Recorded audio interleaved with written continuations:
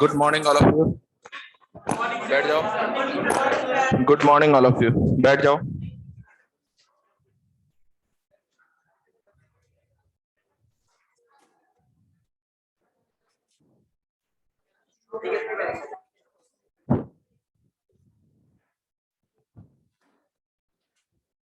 आवाज आ रही है क्या?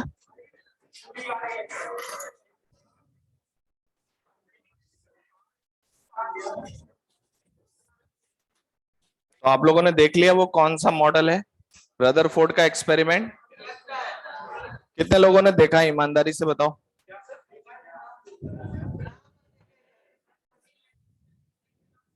तो समझ गए ना? अगर आपको वो जो एक्सपेरिमेंट है कौन सा है, हाँ जिस नाम पे भी था, क्या नाम था ये पूछ रहा हूं मैं। हाँ हाँ हाँ।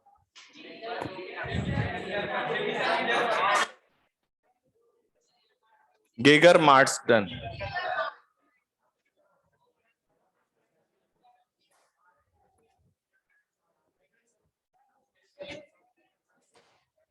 ओके, मतलब समझ गए ना?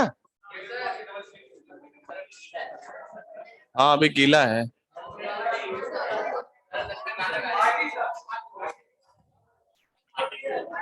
तो नीचे हम लोग जो रदरफोर्ड का डिस्कशन कर रहे थे, उसने जो अपना मॉडल क्या दिया है, तो नीचे लिखिए रदरफोर्ड मॉडल। आ जाओ। रदरफोर्ड मॉडल में लिखिए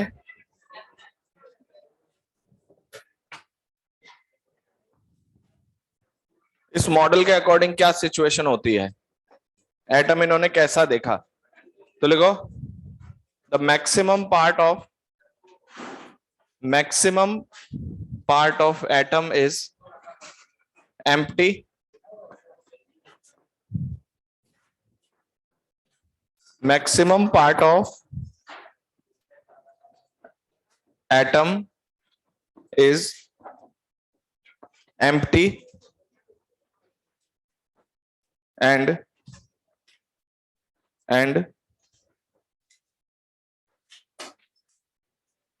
its total positive charge and its total positive charge and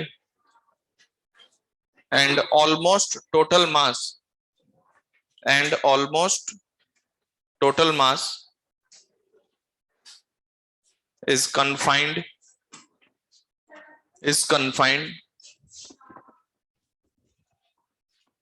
in a very small volume,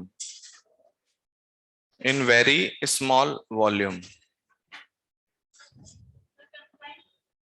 in very small volume, and this small volume part is called nucleus. This small volume part is called nucleus. ठीक है, मैंने क्या बोला एक बार मैं repeat कर देता हूं, देना जरा क्या लिखा है।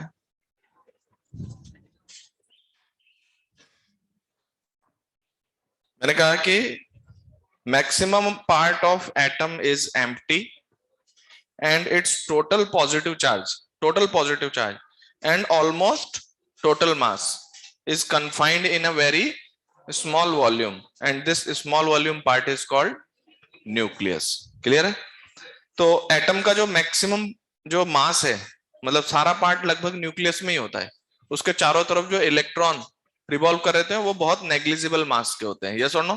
तो ऑलमोस्ट सारा मास एक ही जगह पे है, और आपको पता है न्यूक्लियस में प्रोटॉन्स होते हैं और न्यूट्रॉन्स होते हैं, तो प्रोटॉन्स पे पॉजिटिव चार्ज है, तो उस एटम का सारा पॉजिटिव चार्ज कहां पर है, उसको हमने क्या बोला हुआ है, न्यूक्लियस। सारा पॉजिटिव चार्ज न्यूक्लियस के अंदर है और ऑलमोस्ट सारा मास वहां पे है। आगे लिखिए and electron revolves around the nucleus in circular orbits and electron revolves around the nucleus in circular orbit, revolves around the nucleus in circular orbit. ठीक है, ये सब आप जानते भी हो। अब इसके लिमिटेशंस क्या क्या है, अगर हम रदरफोर्ड की बात करें तो उससे पूछा गया कि इलेक्ट्रॉन का जो मोशन है वो around the nucleus circular motion है, क्या वो एक एक्सीलरेटेड मोशन है? और जो इलेक्ट्रोमैग्नेटिक वेव पढ़ लिया हम लोगों ने, तो एक ईएम वेव की थ्योरी होती है, वो ये बताता है कि जब हमारा चार्ज पार्टिकल एक्सेलरेट होता है तो वो ईएम वेव्स डेवलप करता है। क्या डेवलप करता है? तो इसका मतलब ये हुआ कि यहां से इलेक्ट्रोमैग्नेटिक वेव निकल के कुछ एनर्जी एमिट होनी चाहिए। तो इलेक्ट्रॉन जो किसी ऑर्बिट में घूम रहा है, तो घूमते हुए क्योंकि उसका मोशन एक्सेलरेटेड है तो उसको अपनी एनर्जी का लॉस करना चाहिए, क्योंकि उसको ईएम वेव डेवलप करना है। तो एनर्जी लॉस करने से इलेक्ट्रॉन घूमते घूमते क्या आ जाएगा? नियर न्यूक्लियस, फिर बाद में उसको न्यूक्लियस में गिर जाना चाहिए। लेकिन ऐसा क्यों नहीं हो रहा है? एक्चुअल में इलेक्ट्रॉन उसके चारों तरफ घूम रहा है, आराम से घूम रहा है। तो ऐसा क्यों नहीं हो रहा है, इसका रीजन उनके पास नहीं है। हालांकि बोर ने आके क्या किया, उस थ्योरी को ही बदल दिया। अपने लोगों को डाउट आता है तो हम अपने अंदर ढूंढते हैं कि कहाँ गलती हुई। बड़े लोगों को डाउट आता है तो वो थ्योरी बदल देते हैं कि भाई नहीं, यहाँ ही गड़बड़ी है। बोर ने आके क्या कहा कि there are some special orbits जहां इलेक्ट्रॉन घूमते हुए ये एनर्जी एमिट नहीं करता है, उनका नाम रख दिया गया स्टेशनरी ऑर्बिट। उसके एक स्पेसिफिक कंडीशन है, MVR equals to NH upon 2 pi. तो वहां से उन्होंने थ्योरी चेंज कर दी। तो नीचे एक लिमिटेशंस लिख लो।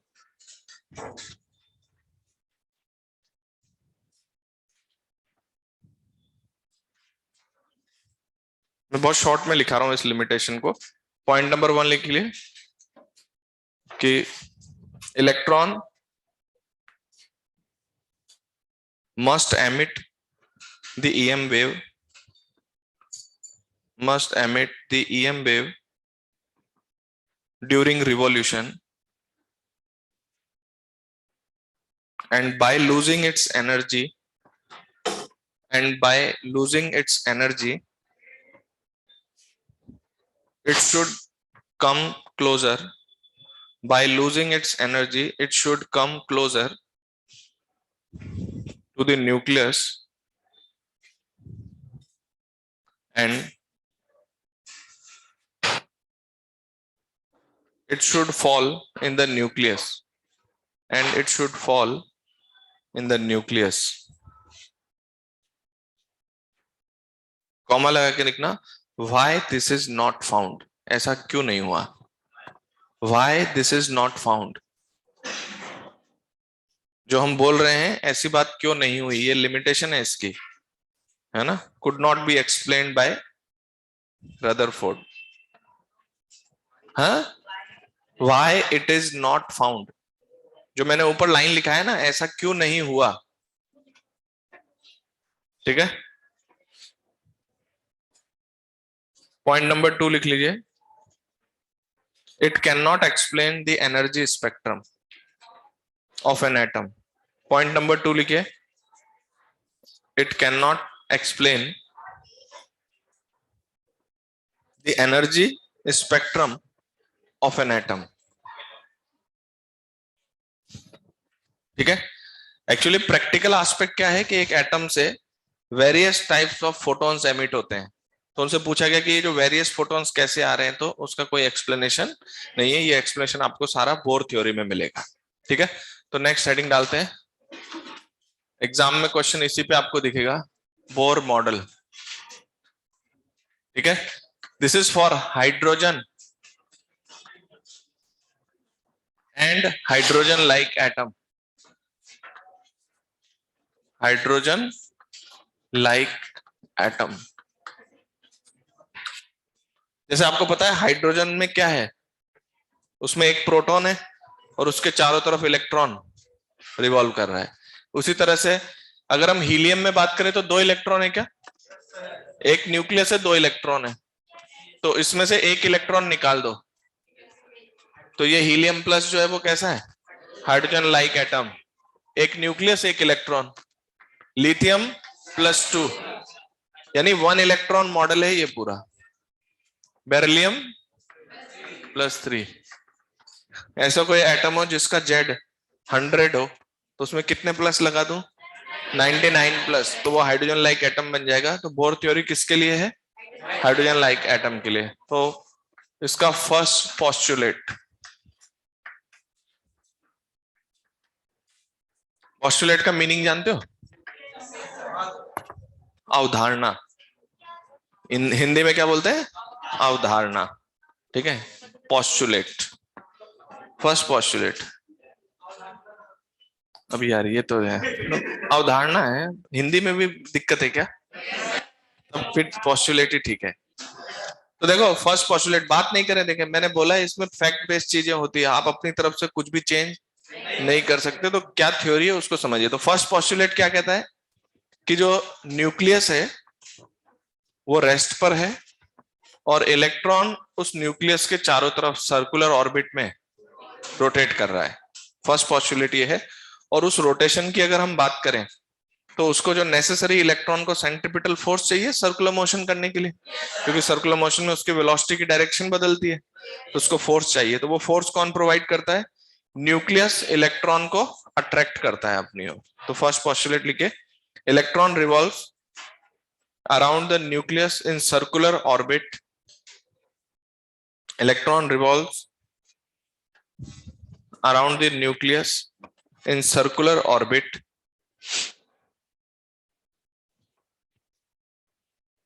and the nucleus is at rest, and the nucleus is at rest at the center of the circular orbit, at the center of the circular orbit।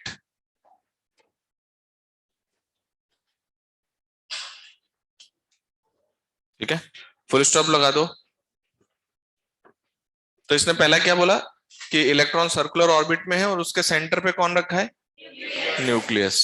ठीक है, एंड फुल स्टॉप लगा के लिखे, and the necessary centripetal force to the electron and the necessary centripetal force to the electron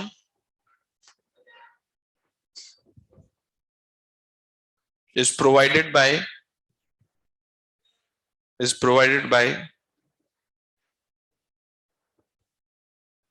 the attraction of nucleus on the electron, is provided by the attraction of is necessary, क्या बोला मैंने? and centripetal force is provided by the attraction force of nucleus on electron। तो ये first postulate है। ठीक है, हालांकि यहां तक की बात कौन भी बता रहा है? रदरफोर्ड भी यही कह रहा है कि इसके चारों तरफ घूमता है। क्लियर है? तो यहां पर अब इधर देखिए, मान लीजिए मेरे पास कोई एटम है जिसका जेड क्या है? Atomic number. तो इसको हाइड्रोजन लाइक बनाने के लिए क्या करूं मैं? इसके ऊपर प्लस कितने लगा दूं? Z-1 प्लस लगा दो इसके ऊपर, यानी एक इलेक्ट्रॉन छोड़े बाकी निकाल लें, तो ये हाइड्रोजन लाइक एटम बन जाएगा। तो इसमें क्या हो रहा है, आपके पास एक न्यूक्लियस है और उसके चारों तरफ इलेक्ट्रॉन सर्कुलर ऑर्बिट में रिवॉल्व कर रहा है। तो पहले बताओ न्यूक्लियस पे चार्ज कितना? जेड प्रोटॉन्स होते हैं उसमें, प्लस जेड चार्ज है। इलेक्ट्रॉन पे चार्ज होता है -e चार्ज इलेक्ट्रॉन पे होता है। इधर सर्कुलर ऑर्बिट में चल रहा है तो इसकी कुछ वेलोसिटी होगी, हमने उसकी स्पीड को v मान लिया, और जिस ऑर्बिट में घूम रहा है उसका रेडियस r है। तो इलेक्ट्रॉन को अट्रैक्ट किया जा रहा है किसकी वजह से? Electrostatic attraction force k mod q1 q2 upon r square. तो ये जो F फोर्स है यही क्या प्रोवाइड कर रहा है इसको? Necessary centripetal force. याद रखना ये फोर्स का मैग्नीट्यूड है, इसलिए मैंने क्या कर दिया इसको k mod q1 mod q2 upon, तो हमारे पास F equals to k ZE square upon, and this force will provide the necessary centripetal acceleration. Centripetal acceleration है इसका, तो इस पर फोर्स है। याद रखना कोई बैलेंसिंग नहीं है, कोई बैलेंसिंग, ग्राउंड फ्रेम में ये घूम रहा है ना, तो इसकी वेलोसिटी की जो डायरेक्शन बदल रही है उस डायरेक्शन को बदलने के लिए ये फोर्स दिया जा रहा है। तो ये जो F है वही क्या प्रोवाइड करेगा? mv square by r। तो आपके पास फर्स्ट पोस्टुलेट का एक्सप्रेशन है k ZE square upon r square, that is equals to तो अभी आप चाहो तो आर से आर कट कर सकते हो, मैं अभी यही छोड़ रहा हूं। This is the equation from the first postulate. ये कह रहे हैं कि इलेक्ट्रॉन को घूमने के लिए necessary centripetal force electrostatic attraction जो फोर्स है उसके थ्रू प्रोवाइड किया जा रहा है।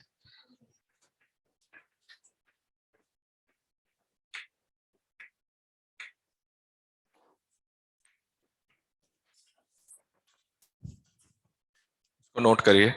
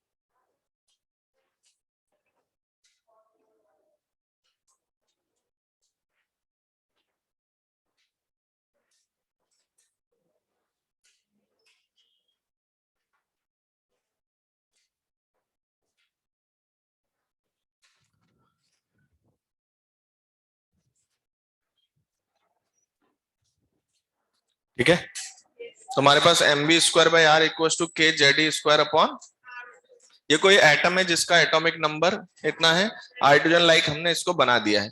ये जो एप्लीकेबल है किस पर, hydrogen and hydrogen like atoms पर। Postulate number 2।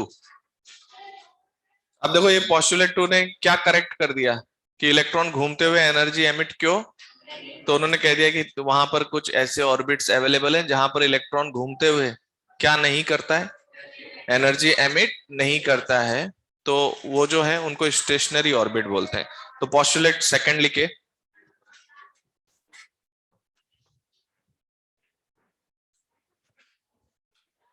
देखो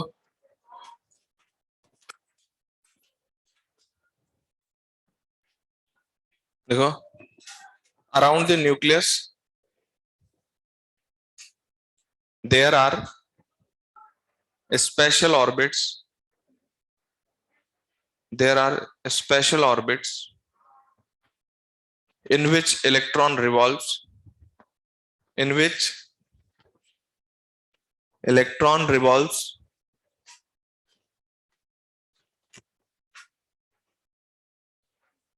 कॉमा लगा के लिखे, in these orbits, in these orbits the angular momentum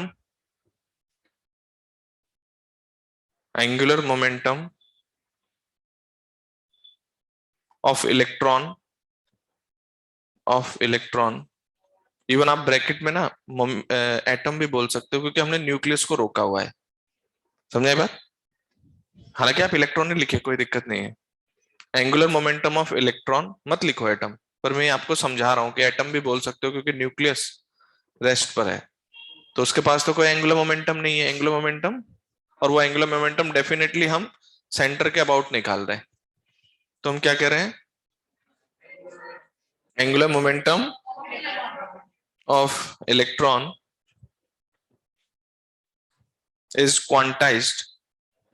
is quantized means the angular momentum is integral multiple of h upon 2 pi. The angular momentum is integral multiple of h upon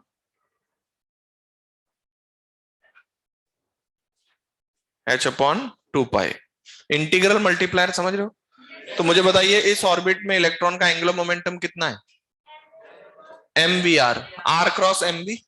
तो R ये हो जाएगा perpendicular arm, और M V ये हो जाएगा, M is the mass of electron, ये mass of electron है। तो M V R angular momentum is quantised, तो क्वांटाइज है तो हमने बोला किसका मल्टीप्लायर है, h अपॉन 2 पाई का इंटीग्रल मल्टीप्लायर है।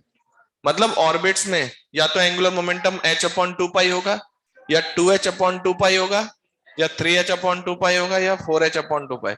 तो जिन ऑर्बिट्स में ये चीज सेटिस्फाई हो जाएगी, मतलब आप पहले उसको घुमाओ किसी रेडियस पे, तो घुमाने के हिसाब से वेलोसिटी और रेडियस में एक रिलेशन यहां से आ जाएगा आपके पास। तो वेलोसिटी और रेडियस में रिलेशन आ गया। अब आप देखें कि उसका वेलोसिटी और रेडियस में रिलेशन से एंगुलर मोमेंटम चेक करो। अगर वो h/2 का इंटीग्रल मल्टीप्लायर है तो उसमें इलेक्ट्रॉन घूमेगा भी और एनर्जी एमिट। लेकिन इनके अलावा किसी ऑर्बिट में रखने की बात करोगे तो हम रखेंगे नहीं, वहां वो बात एप्लीकेबल है जो रदरफोर्ड वाले में पूछ रहे थे कि भाई एनर्जी एमिट करता है क्या, करना चाहिए, लेकिन इन स्पेशल ऑर्बिट्स में वो एनर्जी एमिट, इनमें वो स्टेबिलिटी से रह सकता है। लेकिन जैसे n बराबर 1 है, फिर n=2 है, फिर n=3 है, तो अगर हम 1 से 2 के बीच में कोई मुझसे कहे कि सर 1.5 h/2 वाला भी ऑर्बिट मुझे मिल रहा है, तो मैं कहूंगा उस ऑर्बिट में इलेक्ट्रॉन नहीं रहेगा, वो एनर्जी एमिट करके n=1 में आ जाएगा। किस में आ जाएगा? तो यहां पर n=1.5 वाला ऑर्बिट एग्जिस्ट, तो हमें ये बता रहा है कि इलेक्ट्रॉन एटम के चारों तरफ किस किस ऑर्बिट में है।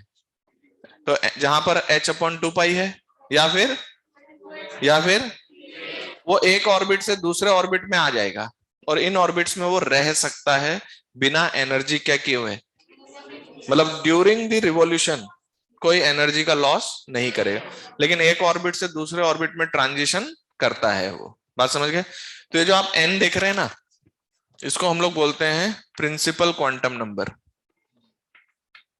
प्रिंसिपल क्वांटम यहीं से आया है, ये जो क्वांटम शब्द आया है एटम्स के लिए, ये क्वांटम नंबर है प्रिंसिपल, क्योंकि आप क्वांटाइज कर रहे हैं ना। आपको बताया था क्वांटाइज का मतलब जैसे पैकेट्स बनाए थे हमने, तो इंटीग्रल में ही बात करना है। तो अगर एंगुलर मोमेंटम को एक पैकेट की तरह मान लें h/2, तो h/2 होगा, या फिर 2h/2 या फिर 3h/2। तो आपके पास जो n की वैल्यू है वो n=1, 2, 3, ये प्रिंसिपल क्वांटम नंबर है। n=1 को हम लोग बोलते हैं ग्राउंड स्टेट। ग्राउंड स्टेट, इसको फर्स्ट एक्साइटेड, याद है ना, इसको या तो सेकंड स्टेट बोलेंगे या फिर फर्स्ट एक्साइटेड स्टेट। n=3 को सेकंड एक्साइटेड स्टेट। समझ में आई बात? तो n is your principal quantum number. तो यहां से क्वांटाइज्ड हुआ। एटम के अंदर न्यूक्लियस के चारों तरफ हमारे पास ऑर्बिट्स हैं डिफरेंट डिफरेंट, जहां इलेक्ट्रॉन आराम से रह सकता है अगर रहना चाहे तो। क्लियर है क्या? और उस ऑर्बिट में एंगुलर मोमेंटम h/2 का इंटीग्रल मल्टीप्लायर। समझ में आई बात? तो फर्स्ट पॉस्टुलेट सेकंड पॉस्टुलेट समझ में आया। अब देखिए जो सेकंड पॉस्टुलेट है उसके पीछे बैकग्राउंड में कौन है मैं बताता हूं आपको। बैकग्राउंड में डी ब्रोगली है। कैसे पता है? एक बात बताइए, इलेक्ट्रॉन जिस ऑर्बिट में चल रहा है उसमें उसका एंगुलर मोमेंटम h/2 का इंटीग्रल मल्टीप्लायर है। तो हमें पता चला उस ऑर्बिट में, अगर आप यहां से देखिए, ये mvr किसके इक्वल है? nh/2। तो ये mv जो है, इसको अगर हम इधर ले आए तो ये n/2 इंटू h/mv। क्या आपको लगता है इलेक्ट्रॉन जिस ऑर्बिट में है ये उसका डी ब्रोगली वेवलेंथ है? और उस ऑर्बिट के सरकमफ्रेंस की लेंथ कितनी है? 2πr, and that is equals to n lambda, where lambda is the de Broglie wavelength of electron. मतलब ये जिन ऑर्बिट्स की हम बात कर रहे हैं उन ऑर्बिट्स की एक खास बात है कि इलेक्ट्रॉन का जो उस ऑर्बिट में डी ब्रोगली वेवलेंथ है, तो उसके जो ऑर्बिट की लेंथ है वो उसके डी ब्रोगली वेवलेंथ की क्या होनी चाहिए? Integral multiplier. तब इलेक्ट्रॉन उसमें है। अगर किसी ऑर्बिट में लैम्डा और ऑर्बिट की लेंथ में ये इंटीग्रल मल्टीप्लायर नहीं बन रहा है तो उसमें इलेक्ट्रॉन नहीं रह पा रहा है। तो बैकग्राउंड में डी ब्रोगली है, लेकिन अगर उन्होंने इस तरह से कहा होता तो डी ब्रोगली का नाम लेना पड़ता, क्रेडिट भी देना पड़ता। समझ रहे हो? तो कहानी को क्या बोल दिया गया? mvr इक्वल्स टू, तो इलेक्ट्रॉन उस ऑर्बिट में रहता है जिसमें angular momentum integral multiple of h/2π। अब आप यहां से कह सकते हो कि your length of the orbit circumference की लेंथ है ना, ये ऑर्बिट का लेंथ, वो जो है उस ऑर्बिट में इलेक्ट्रॉन के डी ब्रॉगली वेवलेंथ का इंटीग्रल मल्टीप्लायर होता है। बात समझ गए? तो ये तीनों पॉइंट्स लिखे, फिर हम यहाँ एक रिमार्क लिखते हैं। ये डी ब्रॉगली वेवलेंथ है।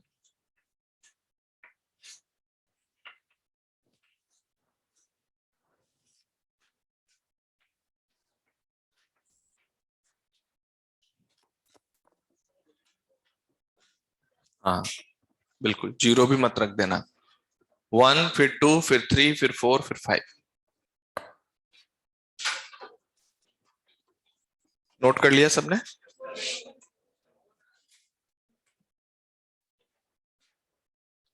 देखो इसको ऐसे भी बोलते हैं, किसी को नहीं पता हो तो, कि भाई ये फर्स्ट स्टेट है, फर्स्ट स्टेट।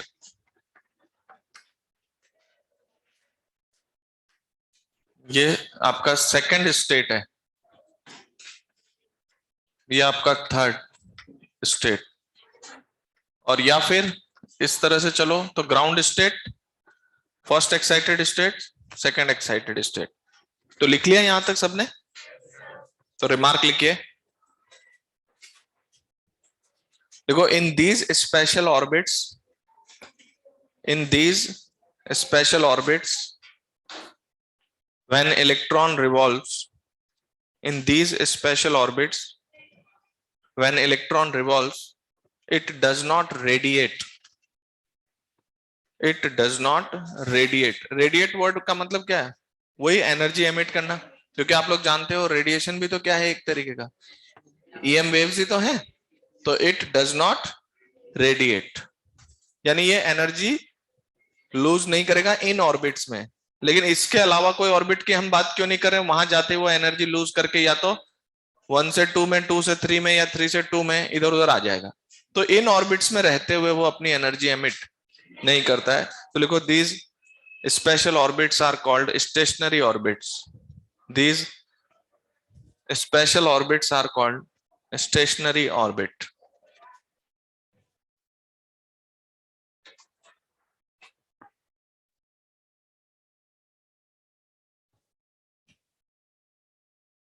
स्टेशनरी का मतलब ये मत कर देना इलेक्ट्रॉन रुका हुआ है। इलेक्ट्रॉन वहां पर रह सकता है, रहते हुए एनर्जी एमिट नहीं करता है। इनको स्टेशनरी ऑर्बिट कहा जाता है। ठीक है, एक लाइन छोड़ के लिखिए। देखो in these orbits the length of circumference of the orbit, in these orbits the length of circumference of the orbit is the integral multiple of, is the integral multiple of, is the integral multiple of de Broglie wavelength of electron in that orbit, de Broglie wavelength of electron in that orbit। ठीक है, तो interesting characteristics क्या है? Electron उस orbit में रह रहा है जिस ऑर्बिट में उसकी खुद की D Broglie wavelength integral multiplier की तरह है। तो जैसे सपोज कोई मुझसे कहे ना n इक्वल्स टू 3 की बात करो, आप 1 2 किसी की भी बात कर सकते हो। तो मैं ये सपोज n इक्वल्स टू 3 की बात करता हूं, तो क्या आपको पता है कि यहाँ का जो भी डी ब्रॉगली वेवलेंथ होगा, ये सरकमफ्रेंस उसका 3 टाइम्स होगा। कितना? 3 टाइम्स। तो अगर हम इसमें शो करना चाहें, तो जैसे इस ऑर्बिट को हम शो कर रहे हैं ऐसे, ऑर्बिट तो यही है, लेकिन हमने आपको बताया कि इलेक्ट्रॉन वेव नेचर रखता है और उसके अनसर्टनिटी वेव कहते हैं हम। तो यहां पर ये 1 लैम्डा को रिप्रेजेंट कर रहा है, यहां से यहां तक की लेंथ किसको बता रहा है? 1 लैम्डा। अगर हम इसको बनाना चाहें तो इस तरह से बनाते हैं, जैसे स्टैंडिंग वेव में बनाते हैं। स्टैंडिंग वेव में अगर स्ट्रिंग बोथ हैंड फिक्स्ड है तो इंटीग्रल नंबर्स में लूप्स बनाते हैं हम। तो यहां पर क्या पता चल रहा है कि किसी सरकमफ्रेंस की लेंथ उसके लैम्डा का क्या होता है? Integral multiplier. तो जैसे ये n बराबर 3 है, तो ये 1 लैम्डा में 2 लूप आ रहे हैं, 2 लैम्डा में 4 लूप आ जाएंगे, और 3 लैम्डा में 6 लूप्स आ जाएंगे। तो यहां पर अगला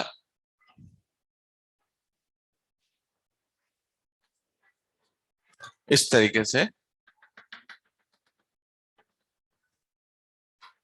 इसको कहा जाता है कि स्टैंडिंग वेव पैटर्न जैसा है। किसके जैसा? और इस प्रॉपर्टी को भी रख रहा है, जैसे आप स्ट्रिंग बोथ हैंड फिक्स में एक के बाद फिर सीधा दूसरा लूप बढ़ाते हो, 5 लूप के बाद सीधा वो वाइब्रेट किस में करता है? 6 लूप्स में। याद तो है क्या? वेव्स पढ़ा है? वेव्स कभी नहीं पढ़ा? अच्छा, वो कोई बात नहीं, तो फिर हम उससे रिलेट नहीं करते हैं।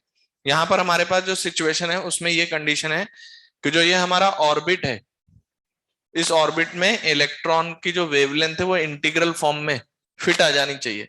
n बराबर 1 में ऐसी 1 वेवलेंथ होगी जो 2 पाई आर के बराबर होगी, n इक्वल टू 2 में 2 वेवलेंथ। तो ऐसे कितने लूप दिखेंगे n बराबर 2 में?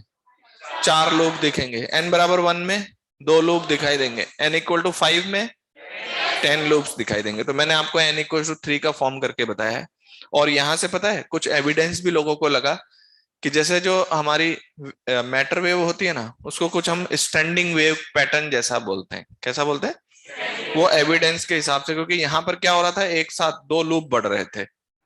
एक ऑर्बिट में 2 लूप हैं, अगले ऑर्बिट में 4 लूप है, फिर इसके अगले ऑर्बिट में कहीं पे ऐसा नहीं हो रहा था कि 5.5 आ रहा हो, 2 4 6 8 ऐसे लूप बन रहे थे। तो हमने कहा कि इनका पैटर्न कुछ स्टैंडिंग वेव टाइप का है।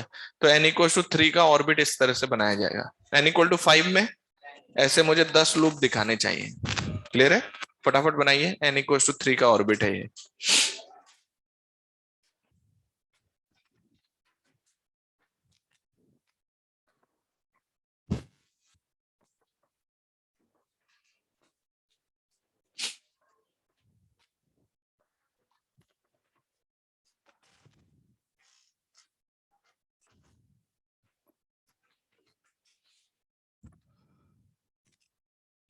नेक्स्ट लिखिए थर्ड पोस्टुलेट। ये बनाने में आपको दिक्कत आएगी, वो ढंग से बनाना।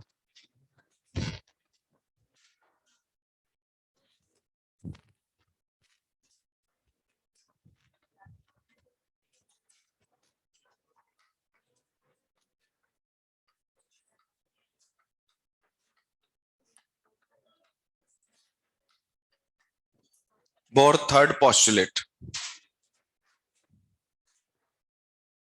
बस।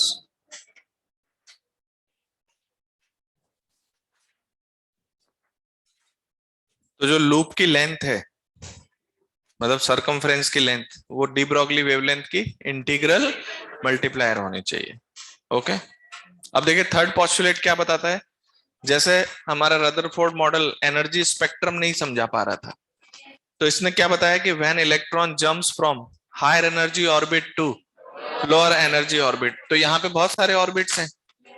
तो जो जो स्टेबल ऑर्बिट्स है, मतलब जिनका नाम हमने स्टेशनरी ऑर्बिट रखा है, जिनमें इलेक्ट्रॉन रह सकता है, तो वो एक ऑर्बिट से फिर सीधा दूसरे ऑर्बिट में ही मिलता है, उसके बीच में कहीं कहीं नहीं रह सकता। वो एक ऑर्बिट में रहेगा, फिर दूसरे में रहेगा, फिर।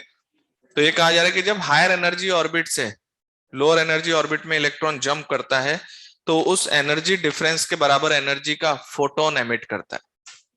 और वो जो फोटोन एमिशन है वो एक्सप्लेन करता है कि एक एटम में एनर्जी स्पेक्ट्रम क्या होता है। एनर्जी स्पेक्ट्रम का मतलब एक एटम है आपके पास, उसमें से आपको बहुत अलग अलग टाइप के वेवलेंथ ऑफ फोटॉन्स मिल रहे हैं, अलग अलग एनर्जी के फोटोन मिल रहे हैं। तो उसका एक्सप्लेनेशन क्या है? क्योंकि एटम के चारों तरफ बहुत सारे ऑर्बिट्स हैं, 1 2 3 4 5 6 7 8। तो इलेक्ट्रॉन जब भी किसी हाई एनर्जी ऑर्बिट से लो एनर्जी ऑर्बिट पे जंप करता है, तो वो फोटोन एमिट करता है। तो नीचे थर्ड पोस्टुलेट लिखे कि when electron transit from when electron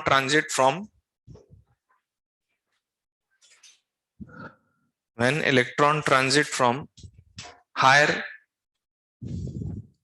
energy orbit to higher energy orbit to lower energy orbit, higher energy orbit to lower energy orbit, then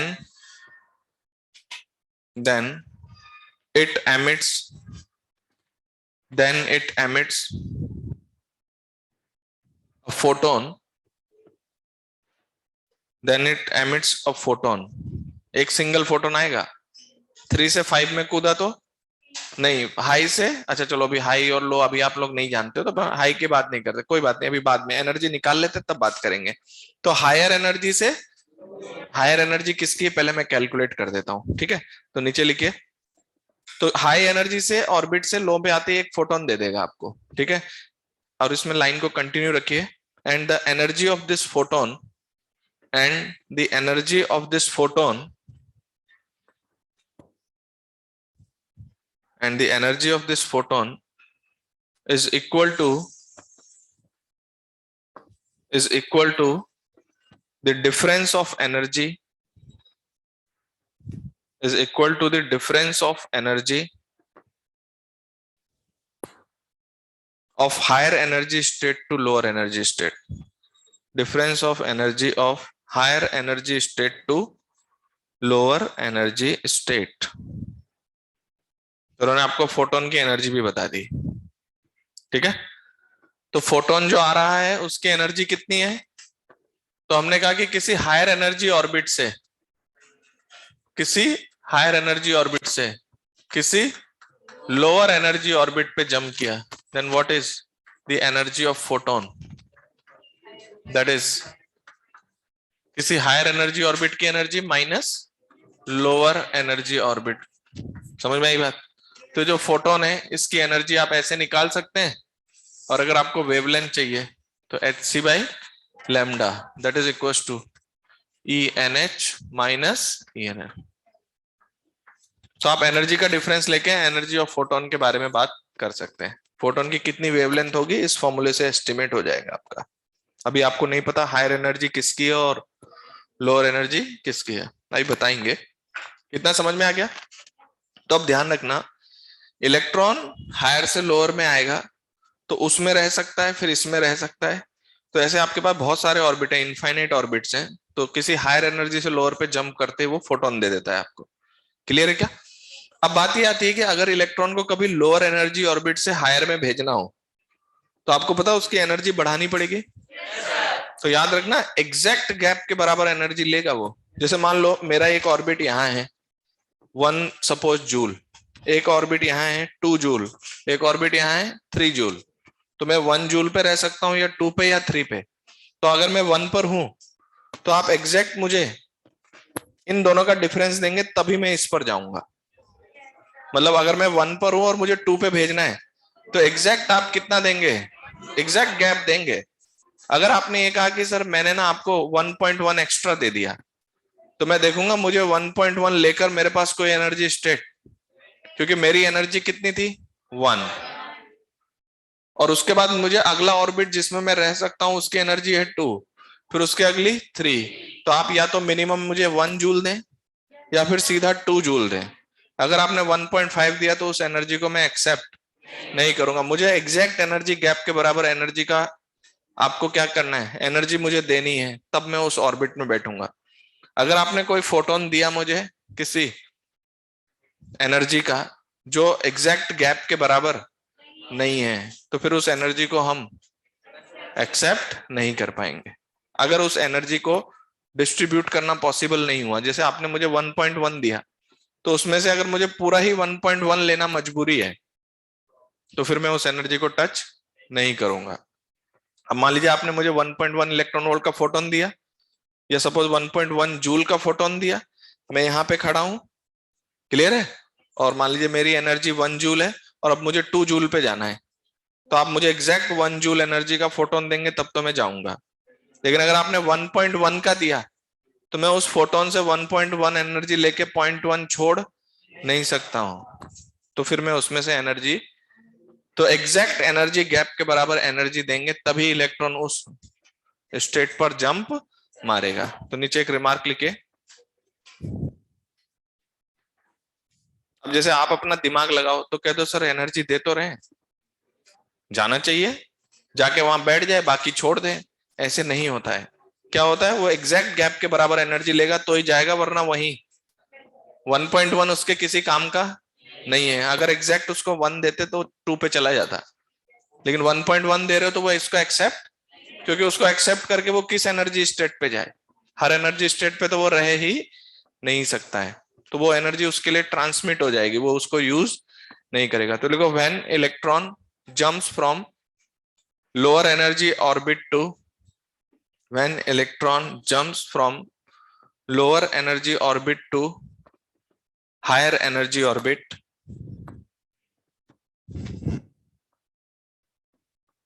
then it absorbs, then it absorbs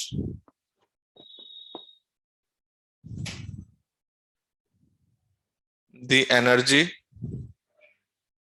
then it absorbs the energy exactly equal to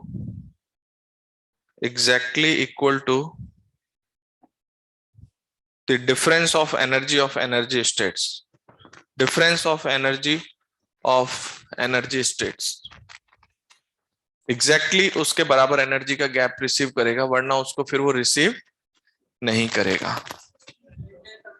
exactly difference of energy states, आपको पता है understood है high से लो।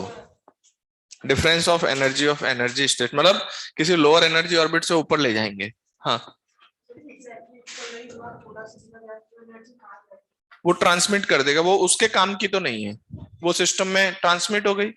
मान लीजिए आपने atom को दिया, तो हम कह रहे हैं मान लो एटम थोड़ी देर के लिए एक एटम है और आपको फोटोन आता दिख रहा है, और वो एनर्जी ट्रांसमिट कर देगा, एज इट इज निकल जाएगी वो आगे, वो उसके काम की। लेकिन अगर वो एब्जॉर्ब करेगा तो एब्जॉर्ब करके वो हायर एनर्जी स्टेट में जा सकता है। उसके बाद वो क्या करेगा फिर मैं आपको आगे पढ़ाऊंगा एनर्जी स्पेक्ट्रम में, कि अगर वो हायर स्टेट में गया तो हायर स्टेट में जाके फिर वापसी करता है वहां से। समझ में आई बात? तो फिर वापसी करता है, फोटोन निकालता हुआ वापस आता है। समझ में आई बात? लेकिन इस केस में अगर एग्जैक्ट बराबर एनर्जी आप उसको देना चाह रहे हैं कि इतनी एनर्जी इलेक्ट्रॉन पकड़ ले, तो वो रिसीव नहीं करेगा। वो एग्जैक्ट कितनी एनर्जी लेगा, जितनी उसको डिफरेंस के बराबर दोगे तो ले लेगा, वरना नहीं ले पाएगा। समझ में आई बात? तो हमारे पास फर्स्ट सेकंड थर्ड पोस्टुलेट आ गए। अब हम यहां से इसका radius, velocity in the orbit and energy calculate करेंगे। तो हेडिंग डालिए calculation of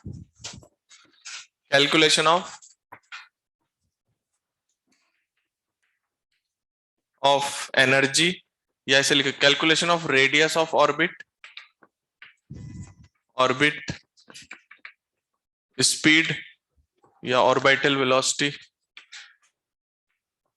velocity in the orbit and energy of the.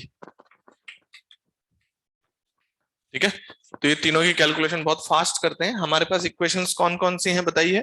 First postulate क्या कहता है, mv square by R equals to K Z E square upon R square. इसको simplify करने पे आ रहा है mv square into R equals to K Z E square, equation 1।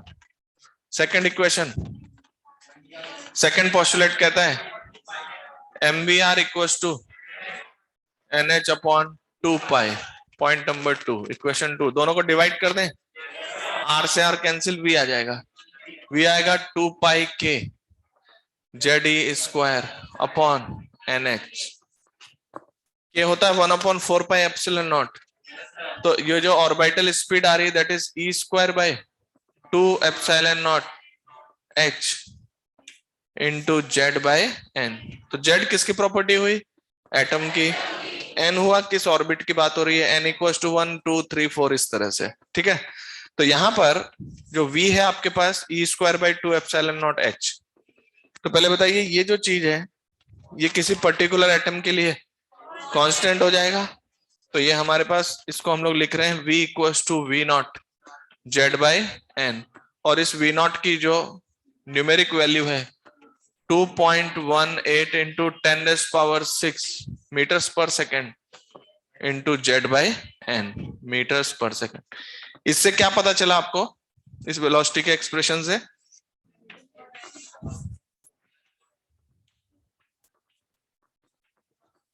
इससे आपको ये पता चला, एक मिनट रुक जाओ, कि किसी एटम में n के हिसाब से ऑर्बिटल स्पीड कितनी होगी। तो जैसे जैसे n बढ़ाएंगे ऑर्बिटल स्पीड, इलेक्ट्रॉन जिस ऑर्बिट में घूम रहा है उसमें इलेक्ट्रॉन की स्पीड कम होगी। मतलब हायर क्वांटम नंबर्स में जाने पर उसकी स्पीड कम होगी, और स्पीड कम होना शो करेगा कि उसकी काइनेटिक एनर्जी कम होगी। अब देखिए ये वैल्यू आ गई आपके पास।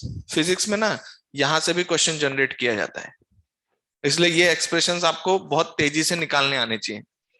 जैसे यहां पर मैं आपसे डिस्कस करूं कि सपोज हाइपोथेटिकली मैं ये बोल दूं कि इलेक्ट्रॉन का मास डबल कर दिया गया है या आधा कर दिया गया है, इस एक्सप्रेशन को कोई फर्क पड़ता है? क्यों? यहां पे अगर आप डबल कर दो यहां भी डबल हो जाएगा, इस एक्सप्रेशन में कोई फर्क, समझ गए? तो इस एक्सप्रेशन में अगर हम कह दें कि उस कंडीशन में कोई हाइपोथेटिकल एटम बना दें और कहें कि उसमें इलेक्ट्रॉन की बजाय मास ऑफ इलेक्ट्रॉन का आधा मास का एक पार्टिकल घूम रहा है, अब बाकी सारी चीजें सेम है, तो फिर क्या दिक्कत होगी? यहाँ इस एक्सप्रेशन में किसको चेंज करोगे आके? मास ऑफ इलेक्ट्रॉन इसमें है ही नहीं, तो ये एक्सप्रेशन को उससे मतलब नहीं है। बात समझ में आया? अच्छा चलो, हमने वेलोसिटी निकाल लिया, वेलोसिटी निकाल लिया, अब रेडियस चाहिए, इसी में डाल दे वापस। तो m इंटू v की वैल्यू कितनी है? e square by 2 epsilon naught h z by n, that is equals to mv r equals to nh by 2 pi, 2 से 2 कैंसिल, तो मेरे पास स्मॉल r का फंक्शन आ रहा है, कितना आ रहा है?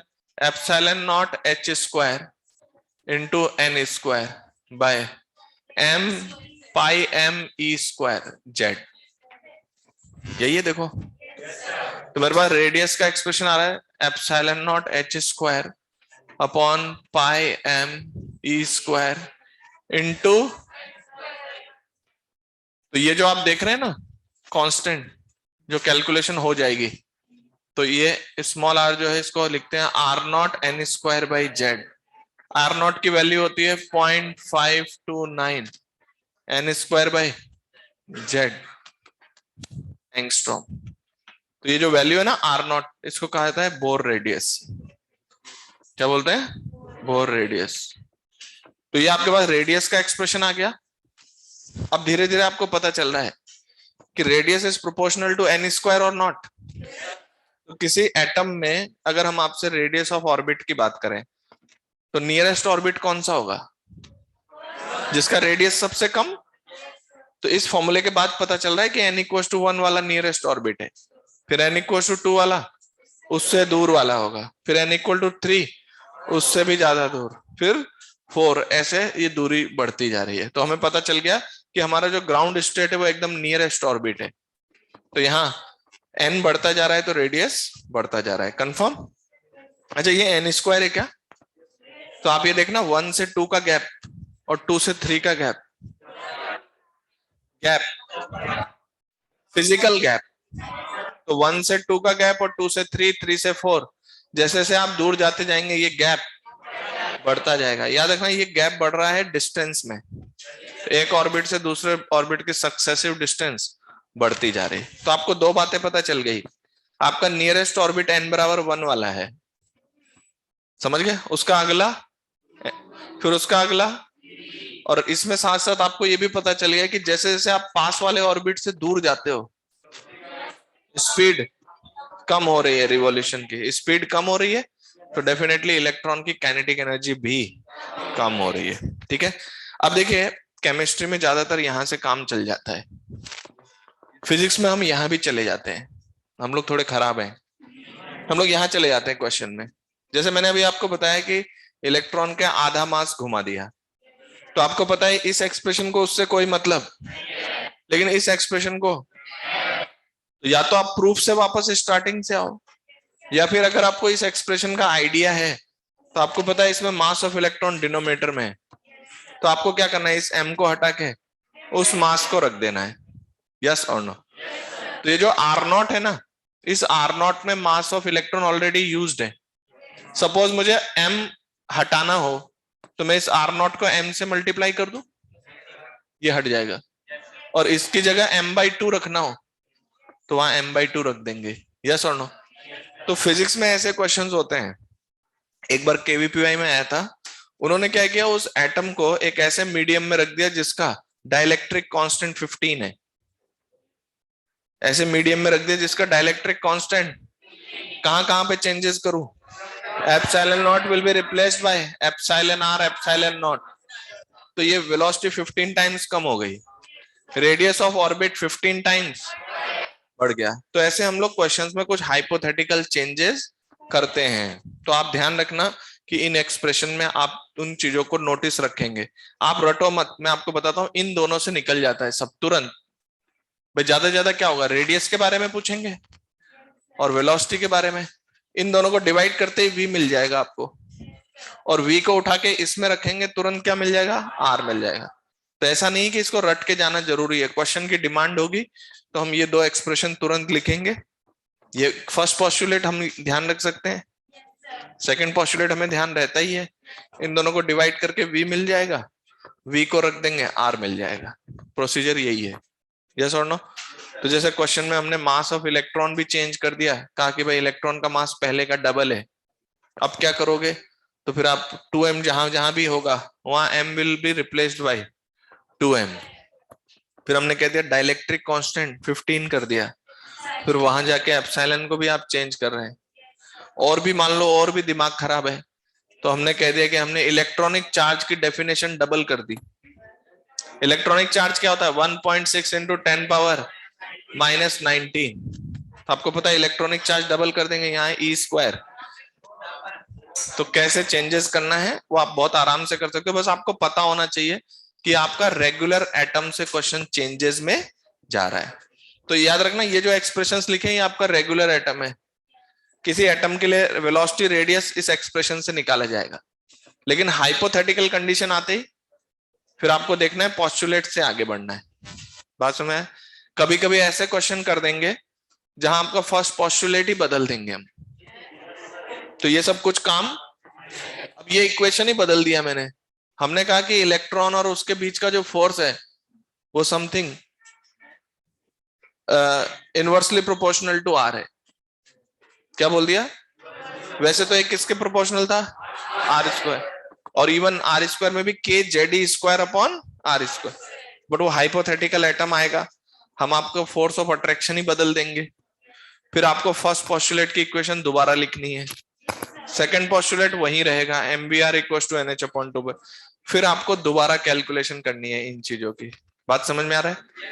तो फिजिक्स में क्या होता है, हाइपोथेटिकल चीजें कई बार ज्यादा पूछी जाती है। तो अगर आपका रेगुलर एटम है तो ये वेलोसिटी है और ये इसका रेडियस है। एन डालिए, जेड डालिए, आपको आंसर यहीं से मिल जाएगा। लेकिन हाइपोथेटिकल सिचुएशंस आती हैं, आपको प्रूफ से आगे बढ़ना पड़ेगा। ठीक है, तो एक बार वहां तक नोट कर लीजिए। तो रेडियस आ गया और वेलोसिटी आ गई। अब मैं इसकी एनर्जी एस्टिमेट करता हूं। What is this energy of this system और एटम? ठीक है, फटाफट रेडियस और ये लिखिए।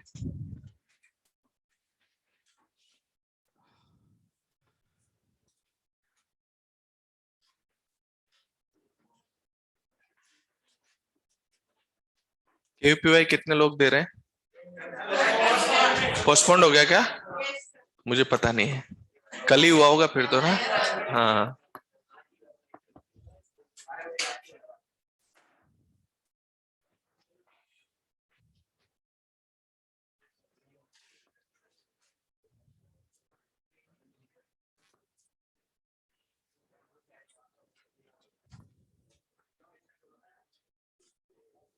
वैसे तो आप ये फॉर्मूला याद रखें, उससे क्वेश्चन हो जाएगा। लेकिन जब चेंजेस करेंगे तो कुछ फास्ट चेंजेस करने के लिए ये एक्सप्रेशंस को थोड़ा सा माइंड में रखते हैं हम लोग। और अगर बिल्कुल ही उसने फर्स्ट पोस्टुलेट में ही चेंजेस कर दिया तो फिर कुछ याद नहीं रखना है, डायरेक्ट आपको नए तरह से क्वेश्चन सॉल्व करना है। क्लियर? तो आपके पास एक तो आ गया है। पहली बात ये तो समझ रहे हो, ये ऑर्डिनरी एटम, बिना कुछ बोलेंगे तो ये लॉ है प्रैक्टिकल, इनके हिसाब से रेडियस और वेलोसिटी आएगी। तो आपको पता चल गया एन बढ़ाने पे रेडियस बढ़ रहा है और एन बढ़ाने पे स्पीड कम हो रही है। तो जैसे जैसे हम दूर वाले ऑर्बिट में जा रहे हैं इलेक्ट्रॉन की रिवॉल्विंग स्पीड घटती जा रही है। अब आपके पास रेडियस आ गया और वेलोसिटी आ गई। ठीक है, अब आपको एनर्जी चाहिए। एनर्जी का मतलब ये जो एटम का जो सिस्टम है उसके आप एनर्जी लिखना चाहते हो। तो उस एनर्जी में कौन कौन है?